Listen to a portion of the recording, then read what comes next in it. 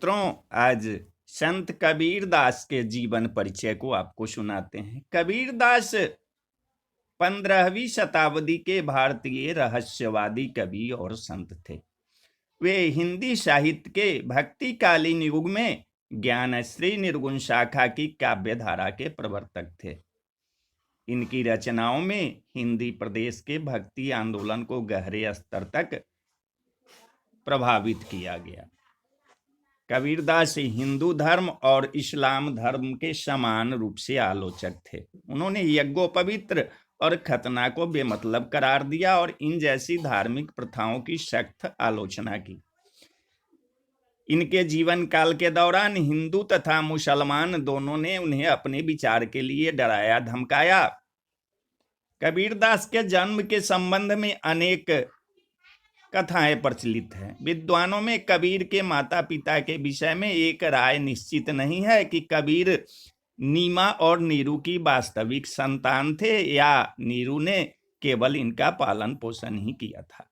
कहा जाता है कि नीरू जुलाहे को यह बच्चा काशी के लहरतारा ताल पर पड़ा मिला, जिसे वह अपने घर ले आया और उसका पालन पोषण किया। बाद में यही बालक कबीर कहलाया।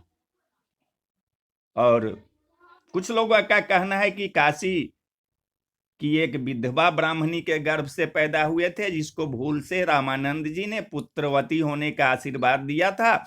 ब्राह्मणी उस नवजात शिशु को लहरतारा ताल के पास फेंक आई। जबकि कबीर पंथियों की मान्यता है कि कबीर का जन्म काशी में लहरतारा तालाब में उत्पन्न कमल के मनोहर पुष्प के ऊपर बालक रूप में हुआ। कुछ लोगों का कहना है कि वे जन्म से मुसलमान थे और युवावस्था में स्वामी रामानंद के प्रभाव से उन्होंने हिंदू धर्म की बातें स्वीकार की। कबीरदास के जन्म स्थान के बारे में विद्वानों में मतभेद है, परंतु अधिकतर विद्वान इनका जन्म स्थान काशी ही मानते हैं। स्वयं कबीर दास जी भी कहे हुए हैं, काशी में प्रगट भये रामानंद चेताए। कबीरदास के जन्म की तिथि विक्रमी संवत 1455 सन 1398 ईस्वी, वाराणसी उत्तर प्रदेश। ग्राम मगहर में। मृत्यु विक्रमी संवत 1551 यानी कि हिंदी साल से सन अंग्रेजी साल से सन 1494 ईस्वी में। इनका काम करने का जो ढंग था, एक कवि भक्त और सूत काट कर कपड़ा बनाकर अपना जीवन यापन करते थे। इनका जन्म भक्ति काल में हुआ था। तो कबीरदास जी के रामानंद के शिष्य कैसे बने, इस कथा को हम सुनाते हैं। श्री कबीरदास जी की बुद्धि अत्यंत गंभीर थी और उनका हृदय प्रेमा भक्ति से सर्वथा परिपूर्ण एवं अति सरस था। उन्होंने भक्ति भाव को अपनाकर जाति पाति में विवाद समझकर उसे बिल्कुल त्याग दिया था। इसी समय एक दिन आकाशवाणी हुई कि अपने शरीर में तिलक रमाओ और आचार्य श्री रामानंद को अपना गुरु बनाओ, गले में तुलसी माला धारण करो। यह सुनकर कबीरदास ने कहा कि मैं उनसे मंत्र दीक्षा कैसे लूंगा, वे मुझे मलेच्छ मानकर मेरा मुख भी नहीं देखना चाहेंगे। तो पुनः आकाशवाणी हुई कि वे गंगा स्नान करने जाते हैं, उस समय मार्ग में अपने को उनके चरणों में डाल देना। नित्य प्रातःकाल ब्राह्म मुहूर्त में ध्यान मग्न प्रेमावेश से गंगा स्नान करने जाते थे। श्री कबीरदास जी गंगा की सीढ़ी पर लेट गए। ठीक समय पर श्री स्वामी जी आए। उनका श्री चरण कबीर जी के सिर पर पड़ गया। सहसा उनके मुख से निकला, राम राम कहो। श्री कबीरदास जी ने राम नाम को मंत्र दीक्षा के रूप में ग्रहण कर लिया। इस प्रकार कबीरदास जी श्री स्वामी जी के शिष्य बनकर घर को चले आए। श्री कबीरदास जी ने वही किया जैसा कि आकाशवाणी में कहा गया था। अपने शरीर पर 12 तिलक लगाया और गले में तुलसी कंठी पहन ली। अपने लड़के का साधु वेश देखकर एवं उसे रात दिन राम नाम जपते देखकर माता ने इसे बड़ा उत्पात माना और बड़ा हल्ला मचाने लगी कि मेरे लड़के को किसी हिंदू ने बाबा जी बना दिया है। धीरे धीरे यह बात श्री रामानंद स्वामी के पास पहुंच गई। फिर किसी ने आकर यह भी बताया कि जब कोई उससे पूछता है कि तुम किसके शिष्य बन गए हो, तब वह आपका ही नाम लेता है। यह सुनकर श्री स्वामी जी ने आज्ञा दी कि उसे पकड़कर मेरे पास ले आओ। आज्ञा अनुसार लोग कबीरदास जी को बुला लाए। पर्दे के पीछे बैठकर श्री स्वामी जी ने पूछा कि हमने तुमको कब शिष्य बनाया। तब कबीरदास जी ने गंगा घाट की सब घटना स्मरण कराई और बोले कि श्री राम नाम ही महामंत्र है। यह बात सभी तंत्र शास्त्रों में लिखी है, वही प्रदान कर आपने मुझे शिष्य बनाया। यह सुनकर श्री स्वामी जी अति प्रसन्न हुए और पर्दा खोलकर बाहर आए तथा कबीरदास को छाती से लगाकर बोले, वत्स, तुम्हारा सिद्धांत सत्य है। श्री राम नाम को हृदय में धारण करो। श्री कबीरदास जी जीवन निर्वाह के लिए ताने बाने से कपड़ा बुनते थे, किंतु उनके हृदय में श्री राम जी का नाम रूप मर्राया करता था। वे कपड़ा उतना ही बुनते थे जितने से परिवार का खर्चा चल जाए। एक बार बाजार में कपड़ा बेचने के लिए खड़े थे कि एक साधु इनके पास आकर बोला कि मुझे कपड़ा दीजिए, मेरे पास पहनने के लिए कुछ नहीं है। तब कबीरदास जी उसे आधा थान फाड़ कर देने लगे, तो उसने कहा कि इस आधे थान से मेरा काम नहीं चलेगा। श्री कबीरदास जी ने कहा कि यदि पूरा थान लेने का निश्चय आपने मन ही मन किया है तो लीजिए, यह पूरा थान ही ले लीजिए। श्री कबीरदास के घर पर उनकी स्त्री लोई, माता नीमा, पुत्र कमाल और पुत्री कमाली ये सभी रास्ता देख रहे थे। घर में भोजन सामग्री का अभाव था, अतः सभी भूखे थे। कपड़ा बेचकर मूलधन से सूत और मुनाफे से सामान खरीद कर आता था, उसी से कबीरदास जी का जीवन निर्वाह होता था। दूसरे दिन के लिए कुछ बचता ही नहीं था। श्री कबीरदास ने विचार किया कि घर में सभी भूखे होंगे, खाली हाथ चलकर क्या करूं। वे बाजार में ही उधर उधर कहीं छिप गए। घर को क्या लेकर आते, पूरा थान का थान तो दान कर चुके थे। भगवान तो घट घट के वासी हैं। श्री कबीरदास के सच्चे भक्ति भाव को जानकर और घर के लोगों को दुखी देखकर वे व्यापारी केशव बंजारे का रूप धारण कर बैलों के ऊपर बहुत सा आवश्यक सामान लाद कर लाए। सब सामान उन्होंने कबीरदास जी के घर में रख दिया और कहा कि यह सामान सुविधा के लिए है, इससे आराम से निर्वाह करो। 3 दिन बाद भी जब श्री कबीरदास लौटकर घर नहीं आए, तब 2-4 आदमी उन्हें खोजने गए और उन्हें ढूंढ कर लाए। घर आकर कबीरदास जी ने सब बात सुनी कि एक व्यापारी बहुत सा सामान लाकर डाल गया है, तो उन्होंने जान लिया कि मेरे कष्ट को देखकर स्वयं भगवान को कष्ट हुआ, तभी उन्होंने सामान पहुंचाने का कष्ट उठाया। विचार कर कि श्री राम रघुवीर ने मुझ पर अत्यंत कृपा की, ये परमानंद में मग्न हो गए। उसी समय भक्तों की भीड़ को बुलाकर श्री कबीरदास जी ने सारा सामान लुटा दिया। ताना बाना, कपड़ा बुनना सब इन्होंने छोड़ दिया।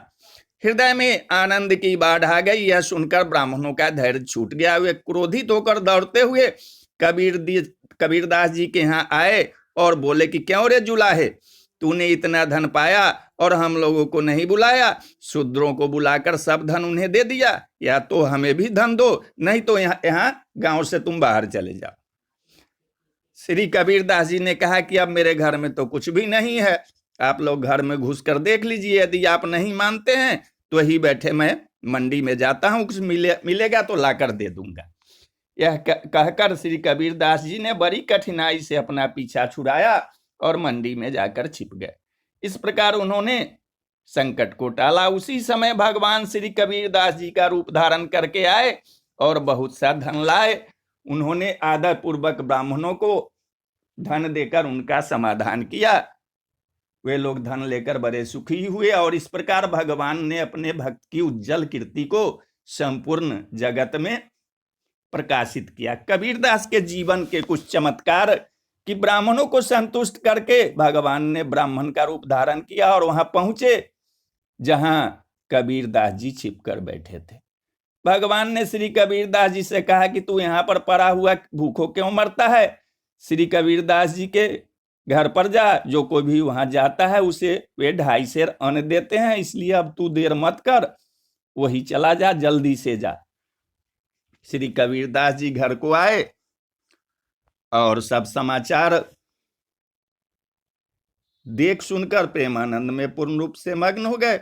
भगवान के द्वारा किए गए नए नए कौतुकों से तथा वैभव की वृद्धि से परम अकिंचन भक्त श्री कबीर दास जी का धैर्य कैसे रहे। बढ़ती हुई प्रतिष्ठा को घटाने के लिए श्री कबीर दास ने भी नए नए कौतुक की रचना प्रारंभ कर दी। एक दिन कबीर दास जी ने एक वेश्या को अपने साथ में ले लिया। उस समय ऐसा मालूम होता था कि भजन भाव को छोड़कर और वे उसी के रंग में रंग गए हैं, परंतु सच्ची बात तो यह थी कि मुझे कुमार्गी समझकर लोग मेरे पास न आए, मेरे भजन में बाधा न दे। श्री कबीर दास जी को एक वेश्या के साथ देखकर संत जन डर गए कि श्री कबीर दास जी यदि माया से मोहित हो सकते हैं तो हम सरीखे साधारण लोग कैसे बचेंगे। और दुष्टों के मन में तो बड़ा भारी सुख हुआ। वे कहने लगे, हम कहते थे कि यह ढोंगी है, हमारी बात सच निकली। श्री कबीर दास जी ने जब संत और असंतों के ऐसे भाव जाने तब वे वेश्याओं को साथ लिए हुए वहां पहुंचे जहां काशी के राजा की सभा लगी हुई थी। राजा ने शिष्य होते हुए भी कबीर दास जी का कुछ सम्मान नहीं किया।